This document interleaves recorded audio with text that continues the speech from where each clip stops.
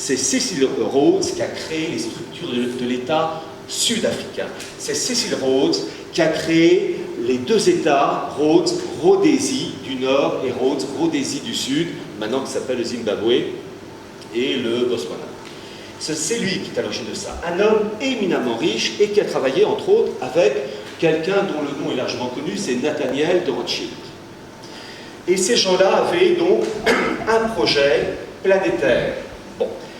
Cecil Rhodes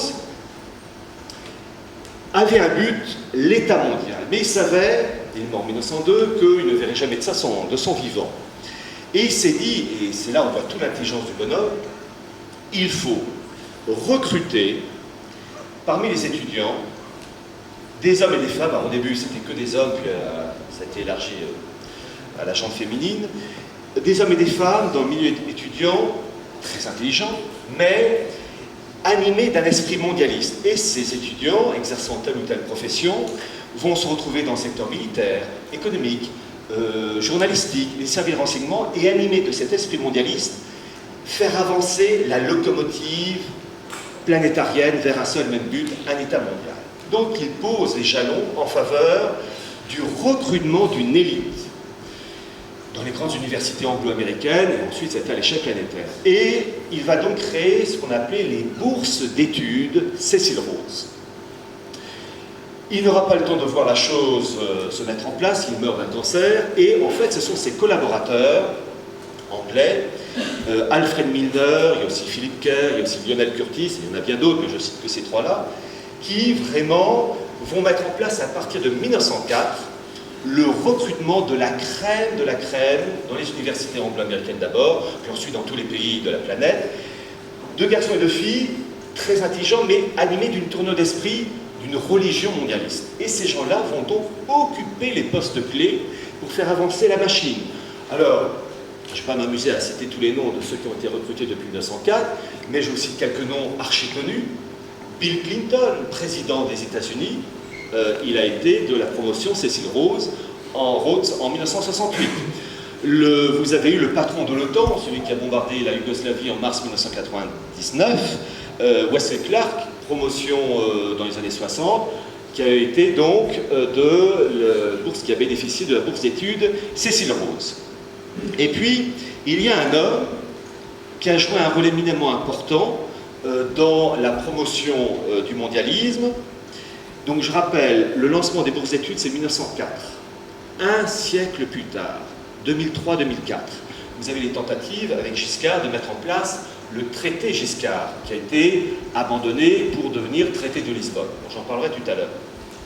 Giscard, donc, qui présidait tout ça, était secondé par le secrétaire général, un Anglais, qui donc contrôlait un peu toute la machine politique, et cet Anglais s'appelle John Kerr, K-E-2-R, ancien ambassadeur de Grande-Bretagne aux États-Unis, ancien patron de la Shell, enfin un homme très puissant, mais aussi John Kerr est membre du comité directeur chargé de recruter les bourses d'études Cecil Rhodes. Donc vous voyez comme cette politique de Cecil Rhodes, un siècle plus tard, on retrouve au cœur de la politique européiste et euromondialiste cette pensée qui traverse les générations. Et c'est ça qui est terrible.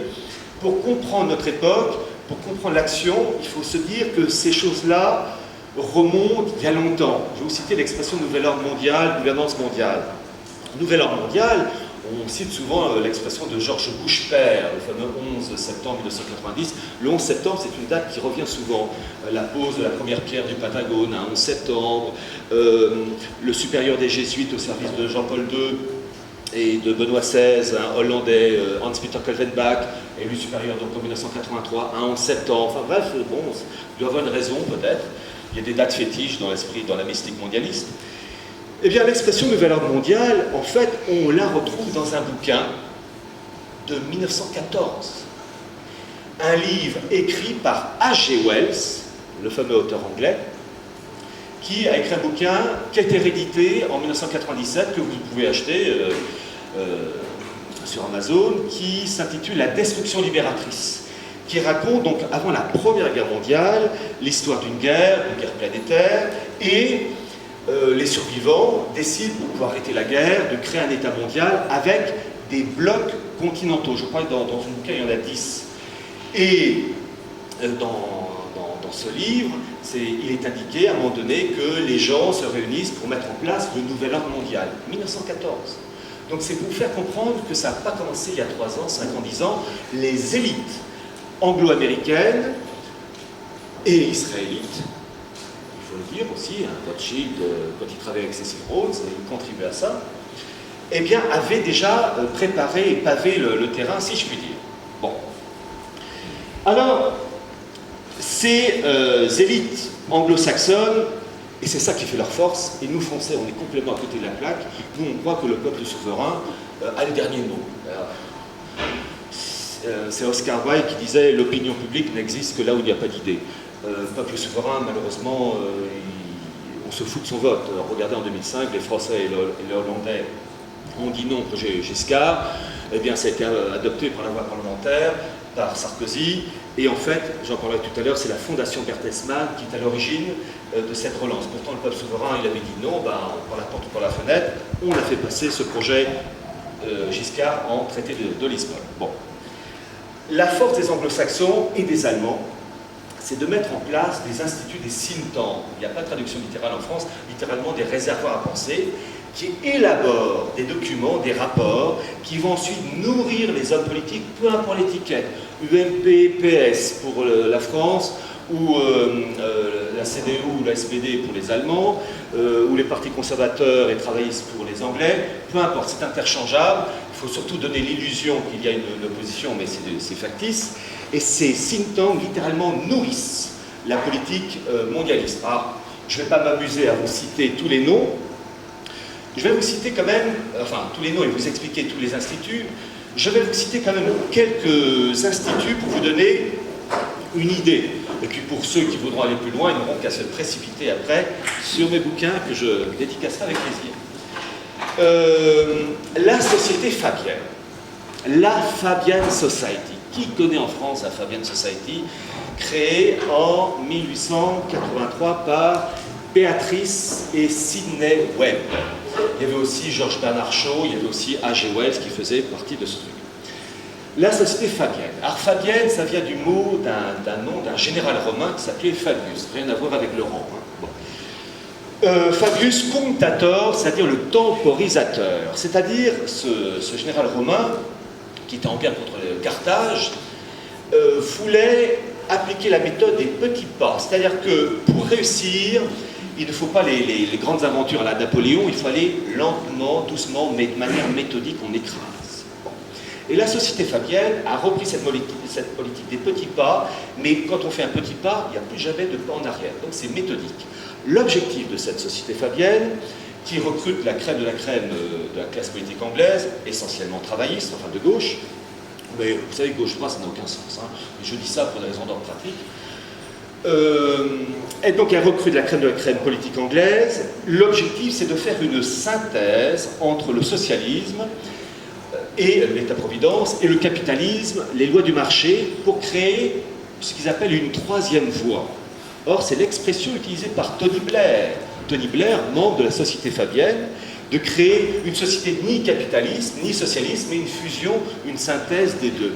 Et c'est le but des élites de fusionner socialisme et capitalisme. Gorbatchev avait une expression pour ça. Il disait créer une alternative.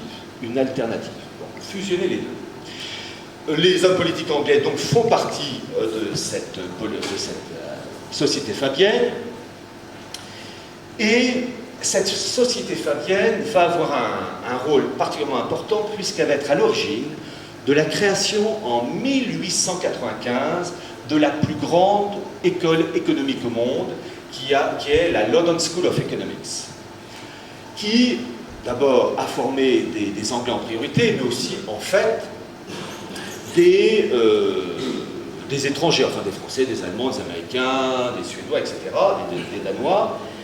Et là aussi, c'est fait pour donner une tournure d'esprit mondialiste et faire en sorte que ces hommes et ces femmes formés selon les canons du mondialisme se retrouvent réimplantés dans tous les secteurs politiques, économiques, journalistiques, militaires de chaque pays pour faire avancer la politique mondialiste. Alors, le président Kennedy a été à la London School of Economics.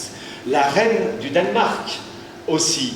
Vous avez même, comment il s'appelle, Mick Jagger, qui a fait le chanteur des Rolling Stones, mais il a fait qu'un an et je dis toujours que bon, il n'a pas trouvé satisfaction.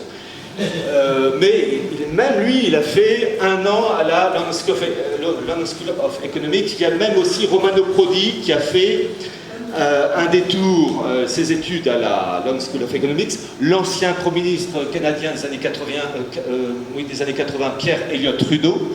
Donc ces gens-là, c'est ça qui est frappant, on les retrouve avec la même formation. Ça vraiment, j'insiste là-dessus, parce que les anglo-saxons ont une force, la pédagogie.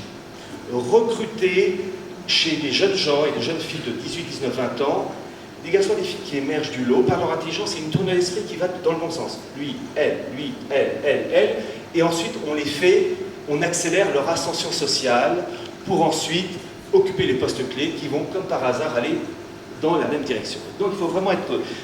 ça, les anglo-saxons, ils ont cette force, et j'avoue, j'admire.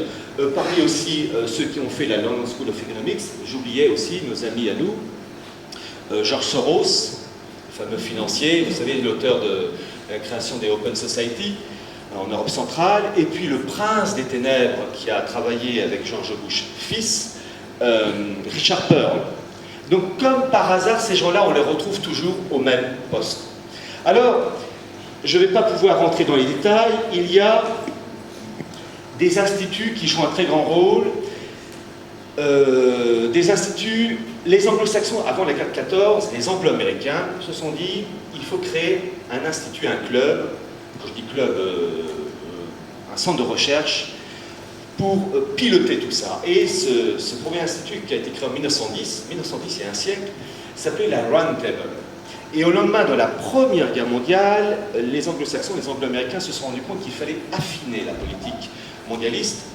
Et ils ont subdivisé cet institut en deux branches, la branche américaine, le CFR, le Conseil des Affaires étrangères américain, où là où s'élabore toute la politique américaine, et son jumeau anglais, le RIA, qui est donc l'Institut Royal des Affaires étrangères, qui est appelé aussi Chatham House, et c'est là où s'élaborent les travaux du mondialisme. C'est bien simple, ils ont des sites, CFR, RIA, vous tapez leur adresse sur Internet, et vous avez les rapports, les comptes rendus. Entre autres, j'en parlerai tout à l'heure, vous avez le CFR qui a lancé le rapport en 2005, en anglais, en espagnol et en français, pour le bloc nord-américain unifié.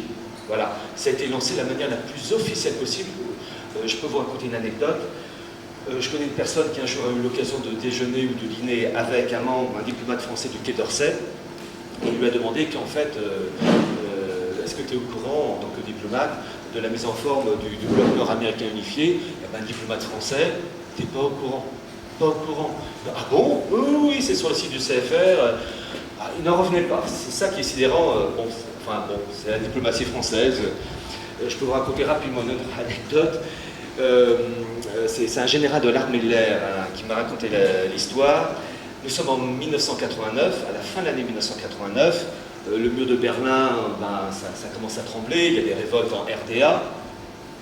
Et il y avait à l'époque le ministre des Affaires étrangères de Mitterrand qui s'appelait Chesson, Claude Chesson. Et il y avait donc des diplomates, il y avait des militaires, et ce général raconte qu'il demande à Chesson, monsieur le ministre, les choses bardent, enfin ça bouge en RDA, ne croyez-vous pas que le régime communiste va s'écrouler, le mur de Berlin peut-être? Et Chesson, ministre des Affaires étrangères, qui dit, oh, si ça doit se produire, c'est pas avant des années. J'étais en fin 1989. Et ce général me raconte, c'est le ministre qui l'a dit, donc il doit savoir, ministre des Affaires étrangères.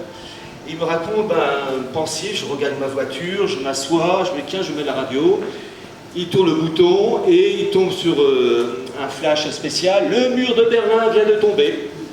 Alors que le ministre lui avait dit une heure avant, oh, c'est pas avant des années. C'est pour vous dire dans quelle merde on est avec les hommes politiques. Bon, bref.